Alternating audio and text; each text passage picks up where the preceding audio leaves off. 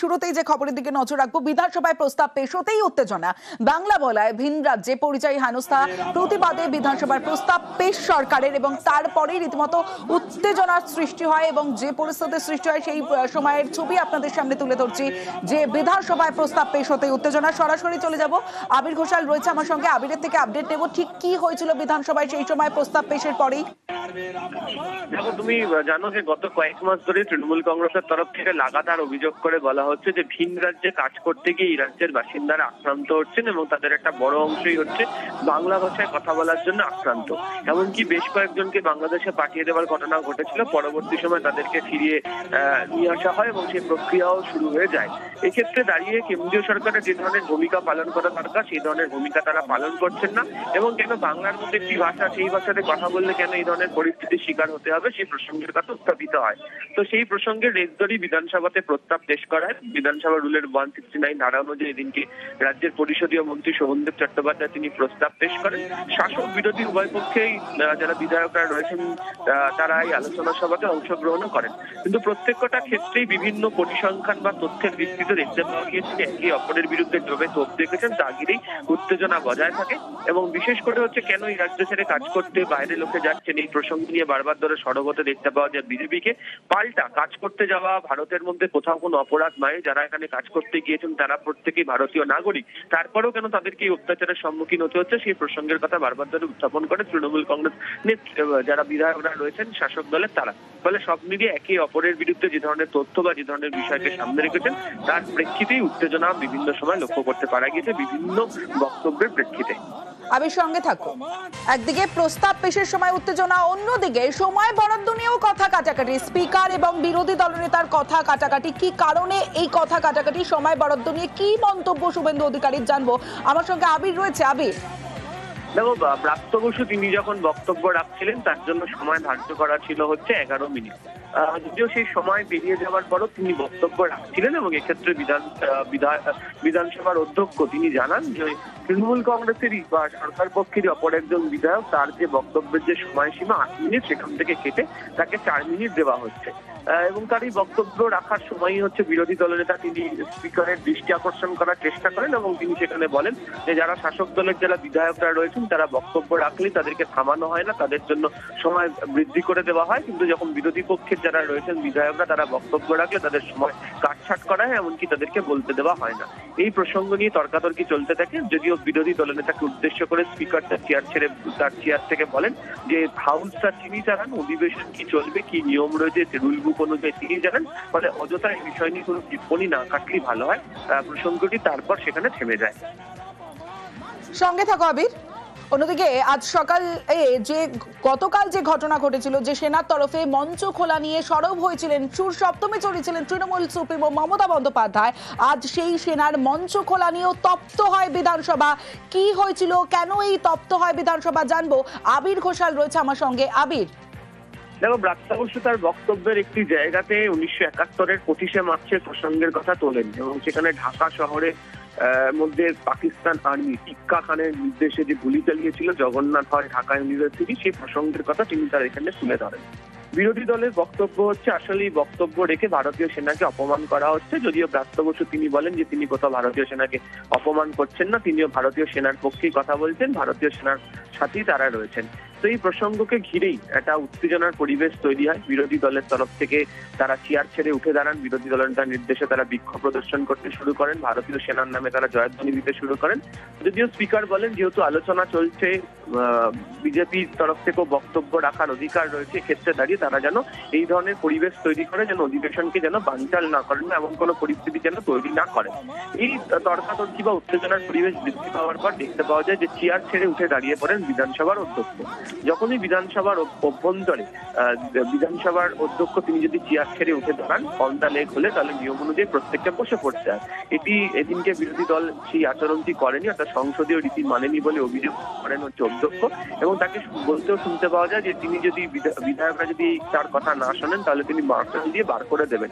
পরবর্তী সময় সেই উত্তেজনা আরো অনেকটা বেশি বৃদ্ধি পায় এবং শেষমেশ ওয়াকআউট করে বিজেপি শিবির এবং একদিনের জন্য অর্থাৎ আজকের অধিবেশনের বাকি সময়টুকুনি রাজনীতির জন্য সাসপেন্ড করা হয় বিরোধী দলনেতাকে।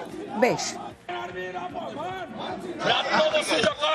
সামরিক বাহিনীকে ইন্ডিয়ান আর্মিকে অপমান করে তাদের গায়ে রাজনীতির ছোঁয়া লাগান। বাংলাদেশে সামরিক অভ্যুত্থানের সঙ্গে ইন্ডিয়ান আর্মির তুলনা করেন। গতকাল অবৈধ ছামড়া ভাঙা নিয়ে ভারতীয় সেনার অপমান মানছি না, মানব না। ইন্ডিয়ান আর্মির সম্পর্কে উনার বক্তব্য বিবরণী থেকে বাদ দেওয়ার দাবি করেছিলাম। অরূপ বিশ্বাসের নির্দেশে এই স্পিকার বিমান ব্যানার্জি অফিসিয়াল প্রস্তাব না এনে তার চেয়ার থেকে তিনি বিরোধী দলনেতাকে সাসপেন্ড করেন। 1971 সালে 25শে মার্চের ঘটনার যদি পাকিস্তান সেনাবাহিনীকে আমি যদি নিন্দা করে থাকি, আমি বেশ করেছি, আবার করব। পাকিস্তানি সেনাবাহিনী সেদিন যেটা চালিয়েছিল একটা বর্বর অমানসিক ঘটনা। নিরীহ অস্ত্রহীন নিরস্ত্র বাঙালিকে প্রথমে জগন্নাথ হল, ঢাকা ইউনিভার্সিটি, তারপর ঢাকার বিভিন্ন বাড়িতে ঢুকে গুলি করে। যা সত্য তা সত্য। 71 সালের 25শে মার্চের পর সেই দিনটা থেকে স্বাধীন বাংলাদেশের দাবি আরো জোরালো, আরো পাকাপোক্ত হয়েছে। পাকিস্তান সেনাবাহিনীর সঙ্গে উনি ভারতীয় সেনাবাহিনীকে একাকার করে দিতে চান, তাহলে উনি হয়তো ডোনাল্ড ট্রাম্প। সেনার মঞ্চ ভাঙা নিয়ে আজ তপ্ত হয় বিধানসভা। আর গতকাল সেনা যখন মঞ্চ ভাঙে, সেই মঞ্চে চলে যান তৃণমূল সুপ্রিমো মমতা বন্দ্যোপাধ্যায়। বিজেপি তাদের রাজনৈতিক স্বার্থে সেনাকে ব্যবহার করছে। সেনাকে দিয়ে তৃণমূলের ভাষা প্রতিবাদের মঞ্চ ভাঙিয়েছে বিজেপি। গতকাল মেয়ো রোডে দাঁড়িয়ে বিস্ফোরক অভিযোগ করেন মমতা বন্দ্যোপাধ্যায়। আমার আর্মির বিরুদ্ধে কোনো ক্ষোভ নেই, তার কারণ we are proud of our army. কিন্তু আর্মিকে যখন বিজেপির কথাই চলতে হয়, তখন দেশটা কোথায় যায় সেটা নিয়ে সন্দেহ জাগে। বাংলার মানুষ আরো বেশি করে বাংলায় কথা বলুন। আমরাও দেখতে চাই কোথায় যায় এই ভাষা সন্ত্রাস, কোথায় গিয়ে পৌঁছায়।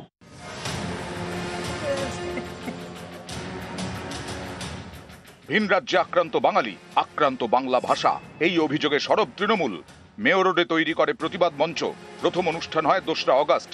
তারপর থেকে প্রতি শনি এবং রবিবার এই মঞ্চে তৃণমূলের কোনো না কোনো সংগঠন প্রতিবাদ সভা করছে।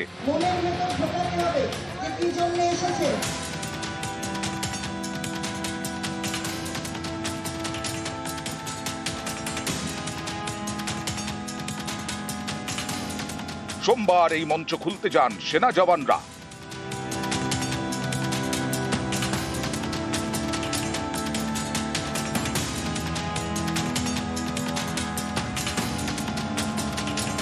মঞ্চ পুরোপুরি খোলার আগেই সেখানে পৌঁছে যান মমতা বন্দ্যোপাধ্যায়।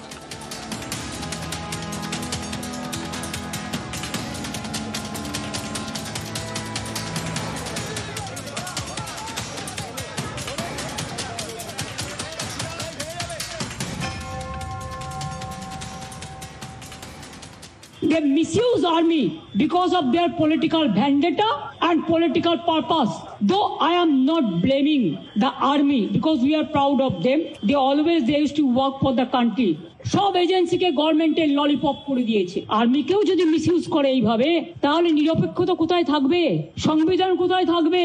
ইলেকশন আসলেই তার 6-7 মাস আগে বদনাম করবার জন্য এজেন্সি পাঠিয়ে দেয়। এরা একটাই পক্ষ, স্বৈরাচারী পক্ষ, বিজেপি পক্ষ। पीछा में क्या है? छुपा रुस्तम बीजेपी पार्टी है। It is unethical, unconstitutional, undemocratic and misuse of BJP power.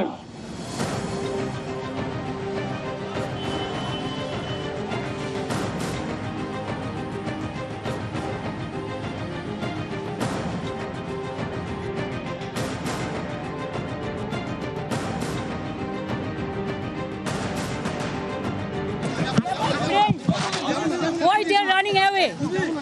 প্রয়োজনে আমাদের বলতো, পুলিশ ফোর্সকে বলতো, দরকার হলে পুলিশ ফোর্স আমাদের পার্টির সাথে কথা বলে আমাদের প্যান্ডেল খুলে দিতে পারতো, আমরাই খুলে দিতাম। আমি যখন এখানে আসছিলাম, প্রায় 200-র মতো আর্মি তারা আমাকে দেখে ছুটে পালাচ্ছিল। আমি বললাম, why you are running away? You are my friend. এটা আপনাদের দোষ নয়, আপনারা বিজেপির কথায় করেছেন, দিল্লির ডিফেন্স মিনিস্টারের কথায় করেছেন।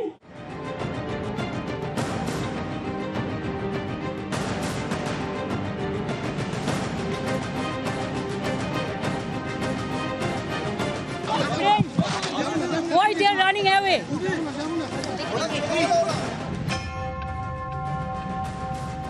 30th August and 31st August, हम 20,000 rupees जमा भी किया. देखो, you should have asked us give more money. You should have asked us give more money. Only Saturday and Sunday we used to do it. আমরা শনি রবিবার করি, আমরা টাকাও দিয়েছি, যে প্রোগ্রাম হয়েছে তার জন্য সিকিউরিটি মানি দিয়েছি. আমরা কিন্তু ওদের কাছে সিকিউরিটি মানি নিই না.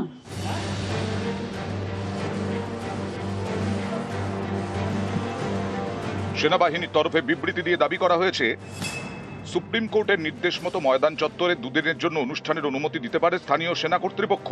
3 দিনের বেশি কোনো অনুষ্ঠান করতে হলে প্রতিরক্ষা মন্ত্রক থেকে অনুমতি নিতে হয়। 2 দিনের অনুমতি দেওয়া হয়েছিল। প্রায় 1 মাস ধরে মঞ্চ বাঁধা রয়েছে। অস্থায়ী কাঠামো খুলতে একাধিকবার বলা হয়েছে, তারপরেও খোলা হয়নি। কলকাতা পুলিশকে জানিয়ে কাঠামো খোলা হচ্ছিল।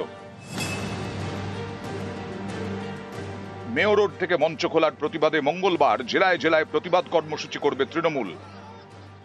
বিজেপির পারমিশন নিয়ে আর মোদির পারমিশন নিয়ে আমি কর্মসূচি করব না। আমার অনেক জায়গা আছে কর্মসূচি করবার, ওদের বরঞ্চ আমাদের জায়গায় করতে হবে।